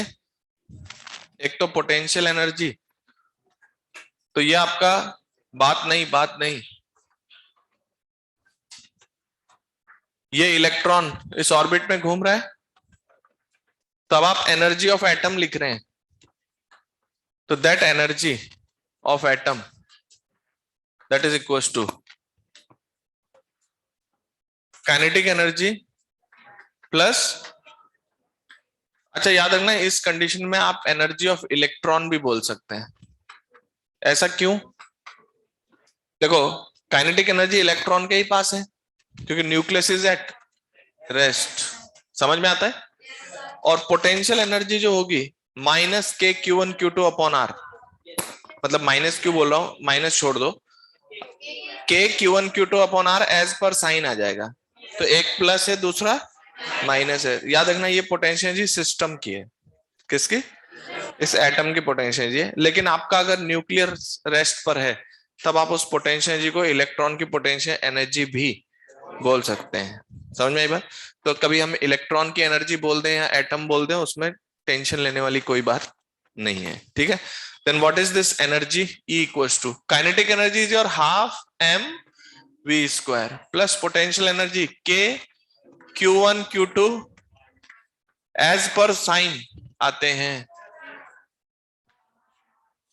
मैंने जो आपको नेगेटिव वर्ड बोल दिया वो इसलिए कि मुझे पता था कि नेगेटिव आने वाला है, बट के Q1 Q2 अपॉन आर ये माइनस में और ये प्लस में एज पर साइन रखा जाता है, ठीक है। तो इसका जो फॉर्मूला जनरल है वो क्या है? K Q1 Q2 upon R as per sign रखा जाता है, तो हमने रख दिया। तो ये सिस्टम की एनर्जी आ गई। अब बताओ यहाँ पे, एक मिनट रुक जाओ, लिखो मत, सिस्टम का पाथ भी देखते चलो, आगे गड़बड़ी कहाँ होगी। ये काइनेटिक एनर्जी तो एब्सोल्यूट है, जो वहां स्पीड है ऑर्बिट में उससे आपने लिख दिया, यस और नो। लेकिन जब आप इस पोटेंशियल एनर्जी की बात कर रहे हैं then you are taking reference as infinity. अब क्वेश्चन गड़बड़ करेगा आपको, वो कहेगा कि हमने ना रेफरेंस जो है वो इंफिनिटी पे नहीं लिया, कहीं और लिया। तो फिर आपको पता होना चाहिए कि वो गड़बड़ कहाँ कर रहा है, क्वेश्चन गड़बड़ यहां कर रहा है। तो ये पोटेंशियल एनर्जी कहां लिखी गई है? Zero, taking reference at infinity. अब क्वेश्चन ने अगर रेफरेंस इंफिनिटी से कहीं इधर उधर हटाया तो आगे के एक्सप्रेशन काम नहीं करेंगे, तो फिर क्वेश्चन कैसे करेंगे वो मैं बताऊंगा। बट फिलहाल ये एक्सप्रेशन में क्या पता है कि रेफरेंस इज टेकन एट, अगर इंफिनिटी पे नहीं लेंगे तो किसी और जगह के करस्पॉन्डिंग हम यहाँ चेंजेस करेंगे। लेकिन ये रेफरेंस डिपेंडेंट है, ये रेफरेंस डिपेंडेंट नहीं है। तो half M V square potential energy के रेफरेंस से हाफ एम बी स्क्वायर को कोई मतलब नहीं है। चलिए, तो मेरे पास जो काइनेटिक एनर्जी है that is how much? Half M V square. And potential energy कितनी है? Minus of K Z square upon R taking reference at, अच्छा बोर फर्स्ट पोस्टुलेट क्या कह रहा है? K Q one Q two upon R square equals to M V square by R. इसको solve करने पे आर से आर कट जाएगा, तो ये आ रहा है K Z square upon R equals to, तो अगर हम इसको यूज करना चाहें तो ये चीज minus of M V square के बराबर है, यस और नो। या अगर आप चाहो इसको बदलना तो ये है half of K Z square by are. तो या तो इसको इसके जैसा लिख लो या इसको इसके जैसा लिखना चाहो तो आप लिख सकते हैं। तो यहां से अगर हम टोटल एनर्जी का एक्सप्रेशन देखें तो मेरे पास क्या बन गया? तो काइनेटिक एनर्जी है minus M V square, potential energy है हाफ, काइनेटिक एनर्जी है half M V square, potential energy है minus M V square, and total energy is kinetic energy plus potential energy. Kinetic energy is half M V square minus of M V square. What is the expression of total energy? This expression is valid when the potential energy is taken zero at infinity. समझ में आई बात? वरना ये steps नहीं आ रहे होते अभी, yes और नो। तो यहां से E की वैल्यू आ गई और आपको V का एक्सप्रेशन पता है, minus of half M, V कितना? E square by two epsilon naught H Z by N whole square. The energy is minus of m e power 4 upon 8 epsilon naught square H square into Z square upon N square. इतना समझ में आया? अभी लिख लेना, मैं time दे दूंगा, चीजों को समझते हुए चलो, बहुत बड़ा सब्जेक्ट है, बहुत सारे चेंजेस हो जाते हैं, तो वो प्रूफ के टाइम पे ही पता होना चाहिए गड़बड़ी कहाँ होगी, वरना क्वेश्चन पकड़ में ही नहीं आएगा कि हुआ क्या। तो ये एक्सप्रेशन आ गया आपके पास। अब आपको दिख रहा है ये एक कांस्टेंट होगा, और इसकी वैल्यू अगर हम देखें तो ये 13.6 इलेक्ट्रॉन वोल्ट है। ठीक है, अब इसमें थोड़ा सा हम चेंजेस कर रहे हैं। मैंने इस इक्वेशन को HC से मल्टीप्लाई डिवाइड किया, E equals to minus of m e⁴ HC से मल्टीप्लाई कर दिया, तो HC से डिवाइड करने पे क्या आएगा, h स्क्वायर h क्यूब बन जाएगा ये, इंटू c, तो m e⁴ 8 epsilon naught square h cube c, ये आ गया, into Z square upon N square. इतना समझ में आया? क्योंकि ये जो चीज आप देख रहे हैं, this is called as Rydberg constant. इस चीज का नाम क्या है? Rydberg constant. नाम सुना कभी? तो ये जो एनर्जी के एक्सप्रेशन में ये चीज आप देख रहे हैं, this is called as Rydberg constant. तो कैपिटल आर से रिप्रेजेंट करेंगे हम लोग, इसकी वैल्यू है m, भैया कैमरा थोड़ा शिफ्ट करिए, r equals to m e⁴ upon 8 epsilon naught square h cube c, this is called as Rydberg constant. Rydberg constant है ना, इसकी वैल्यू अप्रोक्सीमेटली होती है 1.09 इंटू 10⁷ मीटर इनवर्स। तो ये जो एनर्जी का एक्सप्रेशन है, अब हम ऐसे लिखेंगे आगे से, minus of RH Z square upon N square. समझ में आई बात? ये जो RH है, इसकी न्यूमेरिक वैल्यू है 13.6 electron volt, it is called as Rydberg energy. क्या बोलते हैं इसको? This is called as Rydberg energy. And your expression E equals to minus of 13.6 Z square upon N square electron volt. ये लीजिए, आपका energy का expression आ गया। अभी लिखो मत। तो ये आपके पास एनर्जी का एक्सप्रेशन आ गया। अब मुझे बताइए, सपोज मैंने काइनेटिक एनर्जी पूछ लिया, तो हम लोग याद रखते हैं टोटल एनर्जी का एक्सप्रेशन। अब मुझे बताइए, टोटल एनर्जी से काइनेटिक एनर्जी को रिलेट करो, तो क्या टोटल एनर्जी ये है और काइनेटिक एनर्जी ये है, सिर्फ इतना सा, और पोटेंशियल एनर्जी इसका जस्ट डबल है। हम लोग याद किसको रखेंगे? टोटल एनर्जी को, और फिर हम यहां से रिलेट कर देंगे। कभी हमसे पूछा गया व्हाट इज काइनेटिक एनर्जी, तो हम कहेंगे this is the mod of total energy. What is potential energy? That is 2 times of total energy. तो पहली बात, हम लोग याद किसको रखते हैं? Total energy. फिर वहां से काइनेटिक एनर्जी, पोटेंशियल एनर्जी ऐसे निकाले थे। काइनेटिक एनर्जी को कई बार हम लोग ये भी बोलते हैं, this is the minus of total energy, एक ही बात है। और पोटेंशियल एनर्जी डायरेक्टली 2 टाइम्स होती है। इतना समझ में आया? तो अब आपके पास क्या पता चल गया? आपको पता चल गया कि एटम की एनर्जी कितनी होती है, लेकिन प्रोवाइडेड कि energy is taken 0, potential energy is taken 0 at infinity. तो क्वेश्चन आपको इन जनरल नहीं कहेगा, क्योंकि आप इलेक्ट्रो में पढ़ चुके हो कि जनरली हम पॉइंट चार्जेस के लिए रेफरेंस कहां लेते हैं? इन्फिनिटी। क्वेश्चन आपसे नहीं कहेगा। क्वेश्चन को जब रेफरेंस बदलना होगा, तब वो आपको क्वेश्चन में हिंट करेगा। क्वेश्चन कैसे सॉल्व करेंगे वो मैं आपको करके बताऊंगा। फिलहाल ये सारा लिखा हुआ किस कंडीशन पे? When you are taking potential energy 0 at infinity. तो आपने इन्फिनिटी पे पोटेंशियल एनर्जी 0 ले लिया। समझ में आई बात? ये एक्सप्रेशन है। अब जरा इस एक्सप्रेशन को एनालाइज करते हैं। Minus RH Z square upon N square. बताइए एन बढ़ाने पे क्या होगा? एन बढ़ाने पे भी E स्केलर क्वांटिटी है ना, तो एन बढ़ाओगे तो बिल्कुल स्केलर क्वांटिटी को उसके नंबर से देखा जाता है, वेक्टर क्वांटिटी को उसके मैग्नीट्यूड से देखा जाता है। और स्केलर क्वांटिटी को पूरा जो स्केलर है वो। तो जैसे जैसे n बढ़ाएंगे एनर्जी बढ़ेगी। अब आपको ये पता चला कि जैसे नियरेस्ट ऑर्बिट n बराबर 1 था, उससे दूर वाला n बराबर 2, फिर उससे दूर वाला, लेकिन जैसे जैसे ऑर्बिट दूर हो रहा है उसकी एनर्जी भी बढ़ रही है। अब आपको ये पता है कि हायर n के लिए एनर्जी हायर होती है, आपका ऑर्बिट जितना न्यूक्लियस से ज्यादा दूर है उस सिस्टम की एनर्जी भी उतनी ही ज्यादा है। तो अब मैं ये बात बोल सकता हूं कि जब इलेक्ट्रॉन किसी हायर एनर्जी ऑर्बिट से लोअर एनर्जी ऑर्बिट, इसका मतलब वो किसी दूर वाले ऑर्बिट से पास वाले ऑर्बिट में जंप करेगा, तो हायर एनर्जी से लोअर एनर्जी में जंप करने पे वो फोटोन एमिट कर देगा।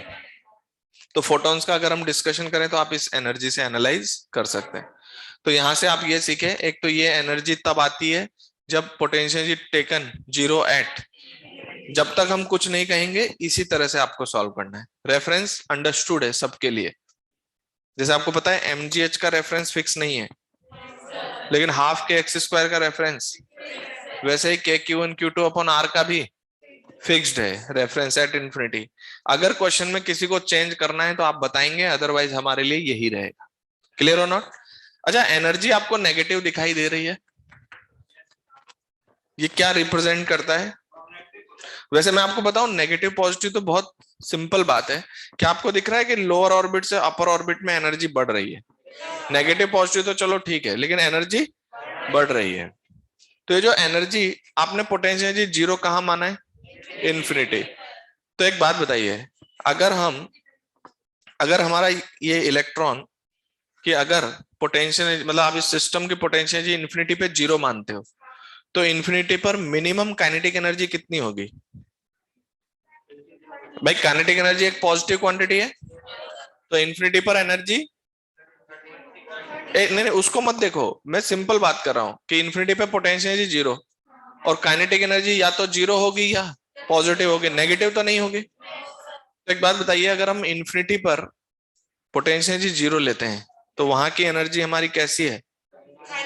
कैसी है? उस जगह एनर्जी या तो जीरो है या कुछ पॉजिटिव है। समझ में आई बात? लेकिन अगर आप इलेक्ट्रॉन की एनर्जी नेगेटिव बोल रहे हैं, इसका क्या मतलब है? इसका मतलब है कि किसी लोअर ऑर्बिट से ऊपर ले जाने के लिए एनर्जी देनी पड़ेगी। यस और नो? अगर मान लीजिए मैं इनफाइनाइट की एनर्जी निकालूं तो वो जीरो आ रही है, तो क्या आपको ये बात समझ में आता है कि अगर हम किसी इलेक्ट्रॉन को किसी ऑर्बिट से बिल्कुल फ्री करना चाहते हैं तो उसको एनर्जी इम्पार्ट करना पड़ेगा, हाँ या ना? हालांकि ये रिलेटिव बात है कि इन्फिनिटी पे जीरो बोल रहे हो, तो अब आप लोवेस्ट पे क्या बोल रहे हो? कुछ नेगेटिव बोल रहे हो।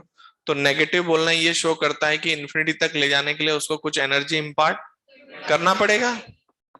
और इसको तो आप ऐसे भी समझ सकते हो कि सर अगर ये नेगेटिव नहीं भी होता, तो मान लीजिए इनफाइनाइट पे कुछ पॉजिटिव वैल्यू है और नीचे उससे कुछ कम वैल्यू है, तो भी हम एनर्जी देकर उसको हटाएंगे। यस और नो? तो अभी जिस सेटअप में हम कैलकुलेशन कर रहे हैं उसके हिसाब से इनफाइनाइट पे एनर्जी जीरो है और किसी ऑर्बिट की एनर्जी नेगेटिव है, तो उस ऑर्बिट से ऊपर किसी हायर ऑर्बिट में ले जाने के लिए या इनफाइनाइट तक ले जाने के लिए एनर्जी इम्पार्ट करना पड़ेगा। तो हम ये बोल रहे हैं कि क्योंकि एक ऑर्बिट से अगले हायर एनर्जी के ऑर्बिट में ले जाने के लिए या उससे इलेक्ट्रॉन को रिमूव करने के लिए एनर्जी देने की जरूरत है, तो उन ऑर्बिट्स को हम बाउंड ऑर्बिट बोलते हैं। क्या बोलते हैं? जैसे सिंपल कहीं आपको बुक्स में लिखा हुआ मिल जाएगा, एनर्जी नेगेटिव इसलिए क्योंकि बाउंड ऑर्बिट है ना? लेकिन आप टेक्निकली ये समझते हो कि आपने जिस रेफरेंस से एनर्जी लिखी है उसमें नेगेटिव आ रही है।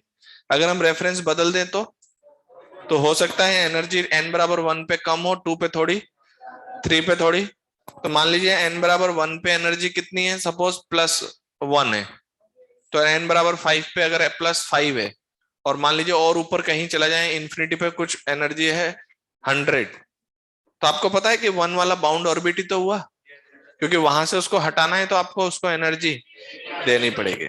तो जैसे कई बार पूछा जाता है कि इसकी एनर्जी नेगेटिव क्या बताती है, तो आप लिखेंगे because the energy at infinity is zero, so it has to be given an energy to remove it from the orbit. तो these orbits are bound orbits. Electron जिन ऑर्बिट्स में घूम रहा है वो बाउंड ऑर्बिट है। बात समझ गए? बाउंड तो है ही, एनर्जी देते जाएंगे तब वो एक ऑर्बिट से और इनफाइनाइट तक निकालने के लिए आपको एनर्जी इंपार्ट करनी होगी। लेकिन ये रिलेटिव पॉइंट है, क्या नेगेटिव होना ही ये शो करेगा बाउंड है? नहीं, वो तो देखेंगे हम कि किसी ऑर्बिट की एनर्जी कितनी है और इनफाइनाइट की एनर्जी उससे ज्यादा है कि, अगर इनफाइनाइट की एनर्जी उससे ज्यादा है तो बाउंड ऑर्बिट है, इनफाइनाइट की एनर्जी कम है तो फिर वो बाउंड नहीं है। तो यहाँ पर इलेक्ट्रॉन्स हमारा बाउंड है क्योंकि टोटल एनर्जी नेगेटिव है, किसके रेफरेंस में? इनफाइनाइट के रेस्पेक्ट में। तो इनफाइनाइट तक ले जाने के लिए यानी इलेक्ट्रॉन को रिमूव करने के लिए कुछ एनर्जी इंपार्ट करना पड़ेगा, इसीलिए हम लोग बोल रहे हैं कि ये बाउंड ऑर्बिट है। कहा? इन्फिनिटी का मतलब है कि वो एटम से बाहर निकल गया। तो अगर आप, एक मिनट मेरी बात को पूरा हो जाने दो, अगर आपने इन्फिनिटी तक निकाल दिया तो उससे ज्यादा एनर्जी भी दे दो एटम के बाहर चला जाएगा, लेकिन एटम के अंदर ही रखना है तो एक से दूसरे ऑर्बिट में ले जाने के लिए एग्जैक्ट एनर्जी देना पड़ेगा। लेकिन एटम से रिमूव करना है तो यहां से इसको इनफाइनाइट तक एनर्जी दो या उसके बराबर दो या उससे ज्यादा भी दो तो भी वो बाहर चला जाएगा, क्योंकि अब उसको किसी ऑर्बिट में रहना ही, एटम वाली बाउंडेशन खत्म। लेकिन एटम के अंदर ही रखना है तो 1 से 2, 2 से 3, 3 से 4 एग्जैक्टली आपको गैप के बराबर एनर्जीज देने पड़ेंगे। समझ में आई बात? तो पहले इतना नोट करिए।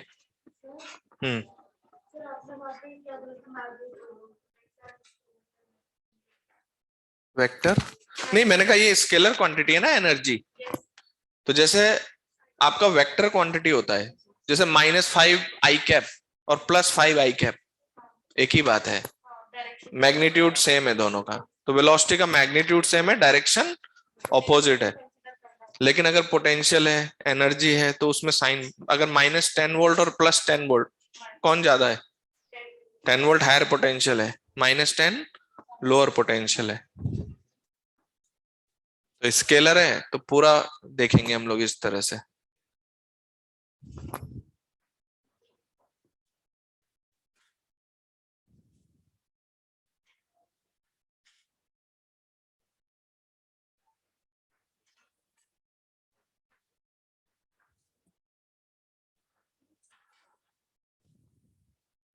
ग्रेविटेशन पढ़ा है?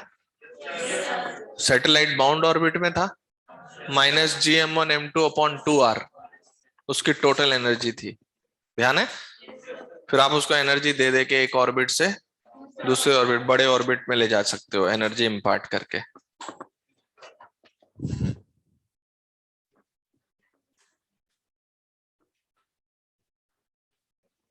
मेरे से पूछो ना, कोई डाउट है तो। उससे क्यों पूछ रहे हो, मेरे से पूछो। हाँ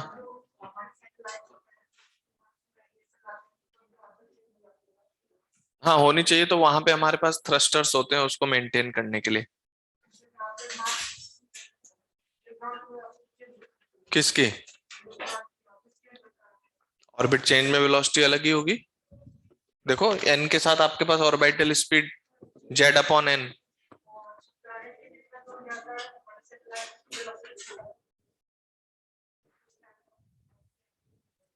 प्लेनेट की बात कर रहे हो, सैटेलाइट की बात कर रहे हो, पहले तो ये बताओ। हाँ, प्लेनेट के अराउंड सैटेलाइट होता है। तो आप दूर जा रहे हो तो आप बताइए मुझे, स्पीड बढ़ेगी कि घटेगी? मतलब मैं इधर सुनो, मैं आपको ऑर्बिट चेंज करने का मेथड नहीं बता रहा हूं। आप जैसे एक ऑर्बिट से दूसरे ऑर्बिट में ले गए तो आपको स्पीड देखनी है तो gm1m2/r², यही होगा attraction force, that is equal to mv²/r। तो जैसे जैसे आप r बढ़ाएंगे ऑर्बिट में स्पीड √gm/r, किसी r रेडियस के ऑर्बिट में ऑर्बिटल वेलोसिटी √gm/r होती है? नहीं होती।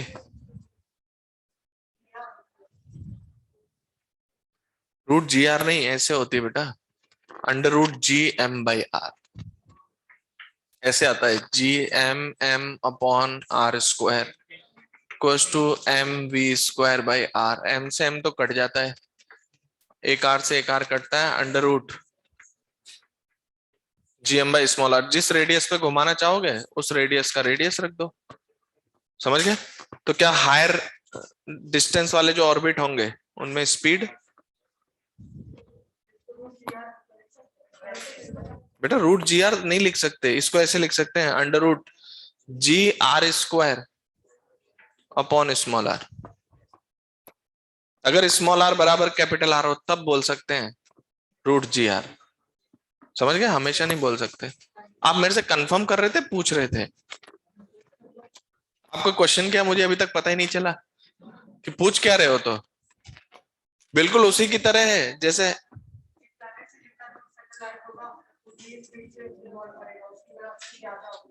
लेकिन उसका फॉर्मूला तो देखो पहले आप। चलें आगे,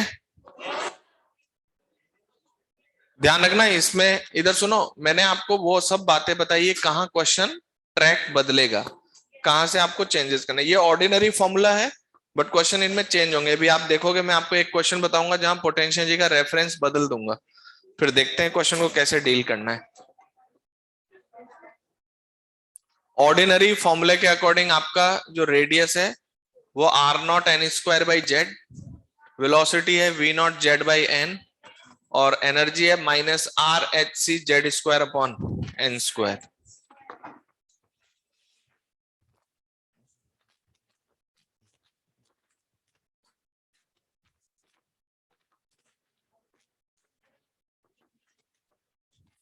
तो इधर देखिए जो आपका एनर्जी डायग्राम है वो क्या है, -13.6 Z square upon N square electron volt है। तो इधर देखिए अगर हम किसी एटम के लिए बनाते हैं,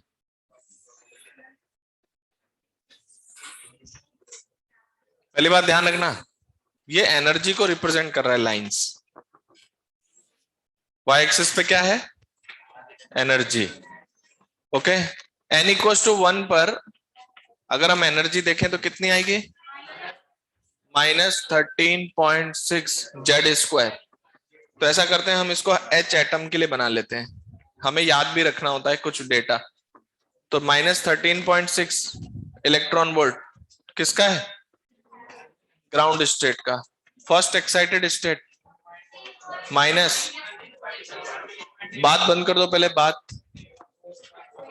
जेड की वैल्यू 1 है, एन स्क्वायर 4 आ जाएगा, minus of 3.4 electron volt, E3 -1.51 electron volt, E4 -0.85।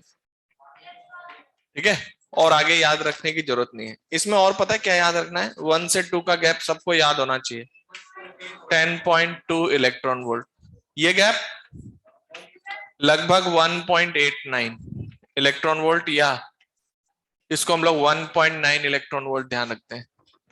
ये वाला गैप लगभग 0.66 इलेक्ट्रॉन वोल्ट होता है। आप देख रहे हो गैप घटता जा रहा है, याद है ना, फिजिकल डिस्टेंस गैप का बढ़ रहा था, ऑर्बिट का रेडियस बढ़ रहा था, और एक के ऑर्बिट से दूसरे का ऑर्बिट की जो दूरी है वो सक्सेसिवली बढ़ती जा रही है, लेकिन एनर्जी गैप कम होता जा रहा है, एनर्जी गैप कम होता जा रहा है। इसमें एक और डेटा आपको याद रखना है, ये वाला 1 से 3 का गैप लगभग 12.09 यूज किया जाएगा कई बार, या फिर 12.1 इलेक्ट्रॉन वोल्ट, ये याद रखोगे।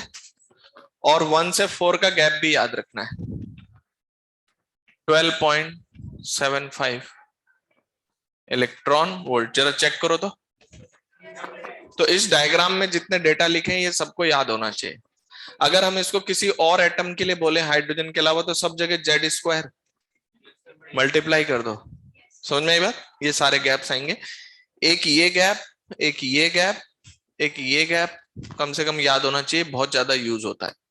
तो 1 से 3, 1 से 2 और 1 से 4 ये गैप याद होना चाहिए सबको। ठीक है, एनर्जी डायग्राम्स में आप देख रहे हैं कि ऑर्बिट्स की एनर्जी जो है वो पास आती जा रही है, तो दो सक्सेसिव ऑर्बिट के बीच का एनर्जी गैप कम होते जा रहा है जैसे जैसे हम दूर जा रहे हैं, लेकिन फिजिकल गैप बढ़ता जा रहा है क्योंकि radius is proportional to N square.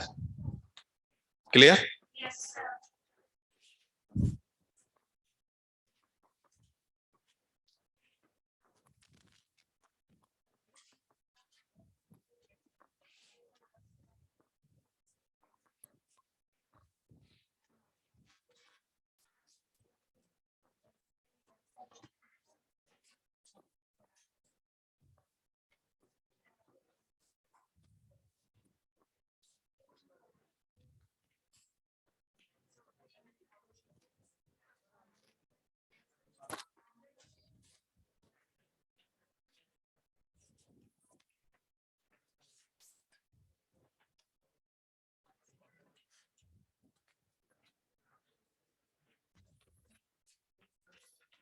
Okay, चलो अभी हम लोगों ने एक ऑर्डिनरी एटम का एनर्जी, रेडियस और वेलोसिटी देख लिया है, ठीक है।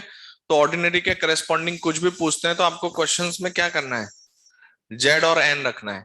क्या रखना है, जेड और एन, ठीक है। तो जैसे ऐसे सिंपल क्वेश्चंस कुछ मैं बोल रहा हूं, आप लोग फटाफट आंसर बताते जाना।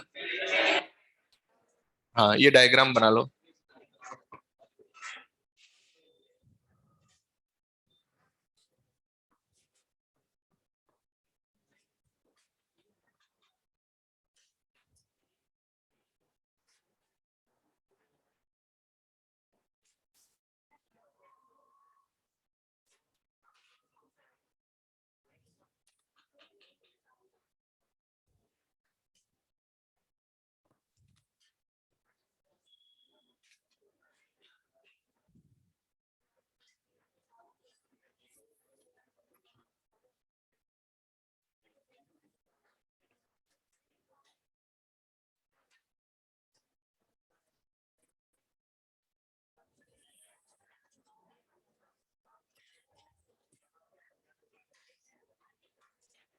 क्लियर?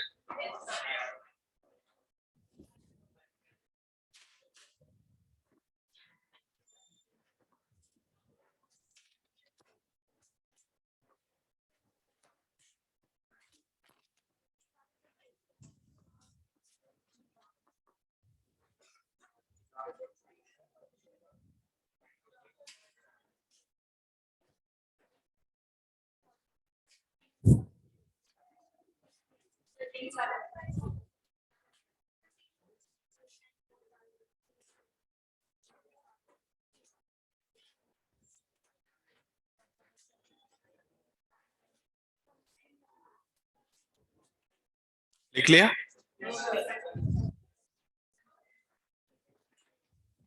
ठीक है, तो देखो ऑर्डिनरी वैसे चीजें निकालने में कोई दिक्कत नहीं है, जस्ट आपको लगे कि सर ने कुछ क्वेश्चन करवा दिए थे, इसलिए मैं आपको बता रहा हूँ, ठीक है। वरना अदरवाइज कुछ नहीं। मैं आपसे पूछूं, बताइए बेरिलियम प्लस 3 के ग्राउंड स्टेट का रेडियस कितना? तो बेरिलियम प्लस 3, तो आपको पता है उसका जेड तो हो गया 4 है, और क्या कहते हैं ग्राउंड स्टेट यानी n इक्वल्स टू 1, तो वो तो आप कर ही सकते हैं। अब मैंने उस ऑर्बिट में काइनेटिक एनर्जी पूछ लिया, एनर्जी पूछ लिया, पोटेंशियल एनर्जी पूछ लिया, सब इन्हीं फॉर्मूले से चलेगा। तो ऐसे ही कुछ क्वेश्चंस फटाफट लिखते जाओ, फिर हमने इसमें कुछ चेंजेस भी कर देंगे। क्वेश्चन नंबर 1 लिखे, find out find out the radius of orbit, find out the radius of orbit, orbital velocity, comma लगा के orbital velocity, comma kinetic energy, potential energy, kinetic energy, potential energy, and energy of atom, and energy of atom for helium plus atom, for helium plus atom, for helium plus atom at second excited state। समझ गए क्या करना है? मेरे लिए तो सिर्फ इतना ही है, हीलियम प्लस यानी जेड इक्वल टू 2, कौन सा स्टेट? सेकंड, वो भी कौन सा? Excited. Second excited state means n equals to, अब क्या चाहिए, radius 0.529 n square by Z angstrom, 0.529, okay. n की वैल्यू 3, z की वैल्यू 2, हो गया। Velocity 2.18 into 10⁻6 Z upon n, कितना? 2.18 into 10⁻6 Z 2 n 3 unit metre पर सेकेंड। वहां पे मीटर पर सेकेंड मैंने लिखा था ना? ओके, नेक्स्ट मेरे पास energy -13.6 into Z square upon N square, electron volt -13.6, Z कितना? जेड है 2 और एन है 3, सिंप्लीफाई आप करते रहिए। What is the kinetic energy?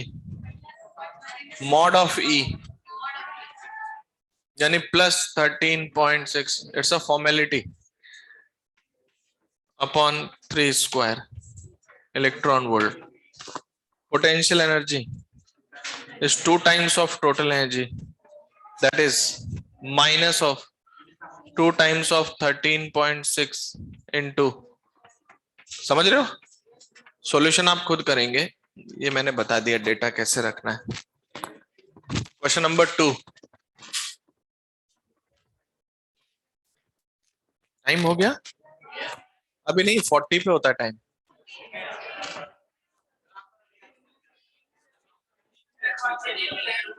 अभी है यार, हम लोग टाइम याद मत दिलाया करो.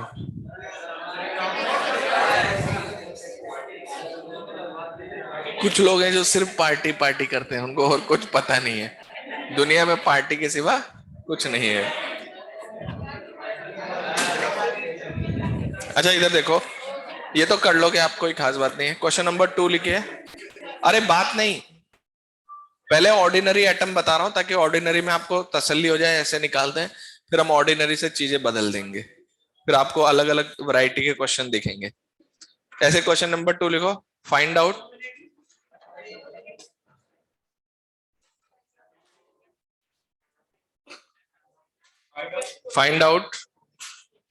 the de Broglie wavelength of electron. Find out the de Broglie wavelength of electron in n equals to 4 orbit, n equals to 4 orbit for lithium plus 2 atom. कर लोगे? क्या करोगे इसके लिए? ठीक है, तो एक मिनट, इक्वेशन क्या होती है? 2 pi R equals to N lambda. अब एक मिनट, यहां से एक और चीज सीखना है हमें. तो आर की वैल्यू कितनी है? 2 पाई. देखो एक मिनट, वैसे तो आप चाहो आर की वैल्यू पहले कैलकुलेट करके ले आओ, फिर लैम्डा निकाल लेना. मैं यही रख रहा हूं कुछ दिखाने के लिए कि ये N square R naught by Z है, तो दैट इज एन लैम्डा. तो lambda is equal to 2 pi R naught by Z into N. तो कभी आपसे पूछ ले कि किसी ऑर्बिट की डी ब्रॉगली वेवलेंथ एन पर कैसे डिपेंडेंट है? Directly proportional to this. अब मुझे ये किसका चाहिए? 2 पाई आर नॉट 0.529 एंगस्ट्रॉम में है ये. एन की वैल्यू 4, Z 3, this much amount of angstrom. यहां से ये भी सीखना,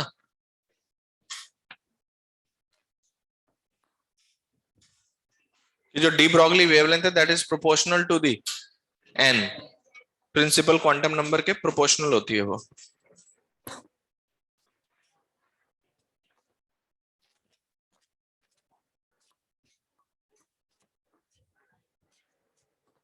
ओके अब जैसे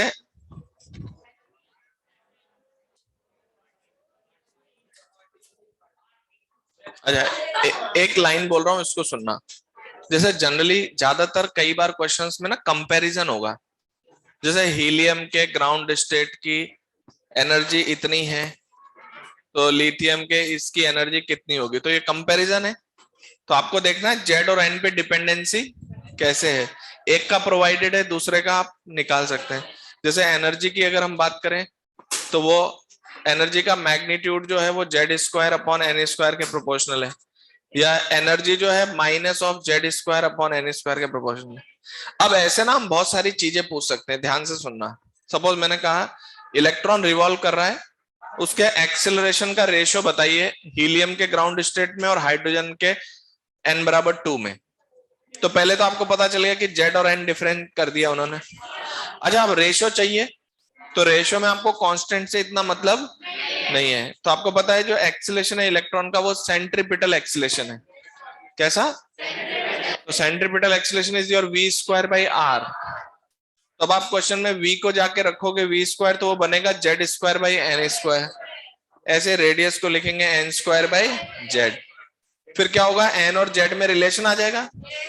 अगर आपको एग्जैक्ट चाहिए तो एग्जैक्ट निकाल लो, ज्यादातर रेशियो पूछा जाता है। अब इसमें बहुत सारी चीजें हैं, मैग्नेटिक फील्ड है, मैग्नेटिक मोमेंट है, तो मैं एक एक करके नेक्स्ट क्लास में आपको बता दूंगा कि कौन कौन सी चीजें आएंगी। क्लियर है? तो अभी कोई होमवर्क नहीं दे रहा हूं, अभी जितना पढ़ा है इसको ढंग से समझ लेना। Okay, thank you for today.